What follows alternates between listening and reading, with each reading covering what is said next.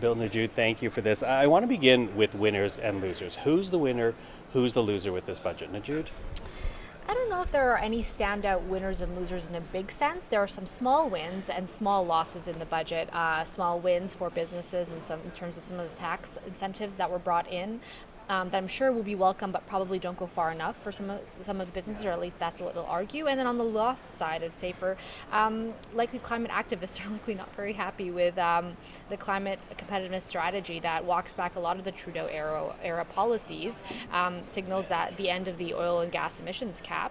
On the flip side, Alberta and the energy sector will be very happy to see that the government intends to do away with that cap at some point once they have all the other conditions that they laid out in place. And so that lays out a little bit of the winners and losers, but I'm not sure anybody will come out of this with a massive champion or a massive opponent of it, except some of the folks you mentioned. Mm-hmm. Bill, what's your take on it? Yeah, I would agree with all of that.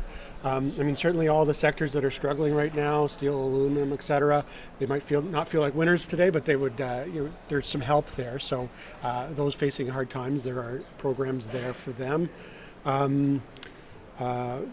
I think that would be the main part. I mean, it's about catching a moment, right? This is an economy that is facing hard times through trade issues with the United States, and it's all about helping those particular sectors and growing new sectors. So anybody who's a proponent of a big port project or perhaps even a pipeline, that kind of thing, I think would have some hope that they can start getting their investors together and make a case for these kinds of projects. Let me pick up then on a point that Nojoud was making, this having to do with the emissions cap, not yet done away with, but obviously that's what the government is leaning into with one day, once, to paraphrase them, once we can truly rely on carbon capture, then we can do away with the carbon emissions cap.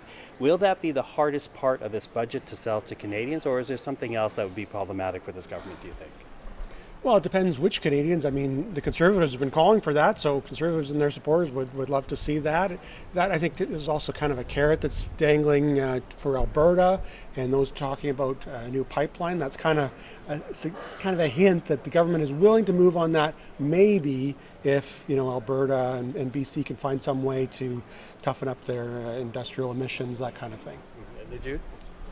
Well, I think that for Canadians, they understand that the environment has shifted on climate policy from the U.S. Namely, and there are major fears around the Canadian economy, and so you've seen climate issues fall in terms of priority, like the list of priorities Canadians have, and so I don't know how much backlash the government will have on that. It definitely will face backlash from the NDP and activists, and I mean, in the long run, it seems like we're on track to miss some of our targets in terms of emission reductions, and you see the government de-emphasizing those in the budget. That's when you can start seeing things shift the other way of like, well, this is the government that did X, Y, Z, and now we're missing our emissions targets, and look at the wildfires. So I think that will play out more in the long run, but in the short run, I think the environment is there to move away from some of the Trudeau era policies that were controversial. Yeah, and amongst those, to pick up on what you were saying, is this idea that zero emissions being pushed back from 2030, 35, all the way back to 2050 at this moment in time, which goes to what Alberta Premier Danielle Smith has always been calling for. So when you look at this budget then, and as you say, no huge winner, no huge loser, who will help this government pass the budget in the House of Commons, bearing in mind this is still a minority government, Nojoud?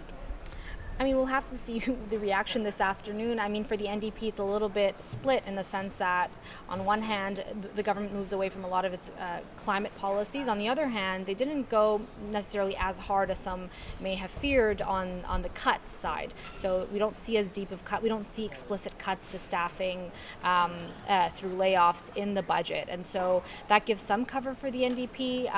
And they've already signaled that they are open to the idea of abstaining. Meanwhile, I think with the Conservatives, all we're going to hear is about the deficit number being $78 billion, and Pierre Poilievre already laying out that he wants the deficit at $42 billion. So that's already the signal there that where he's going to attack, and I can't imagine them supporting the budget. Bill? Yeah, I mean, all three main parties had put out a list of demands, and for all of them, there's a little bit there. Pierre Poilievre talks about the emissions cap as well as one of his demands, so there's some movement there. But as Nojoud said, there's nowhere near the deficit target that Conservatives wanted, which was around $42 billion. Same with the Bloc Québécois. They wanted more funding for health care. There is that.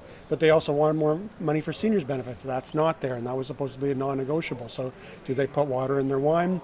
And the the NDP, they said no austerity. Could you argue this is an austerity budget? Maybe some unions would, but it's debatable. They want investments. You could definitely argue if you're the NDP that there is investment in the budget. So I guess we'll just see what kind of mood they're all in. Yeah, well, we sit and watch to see how the vote goes down. Bill, Nojoud, thank you so much for the time. Great. Thank you.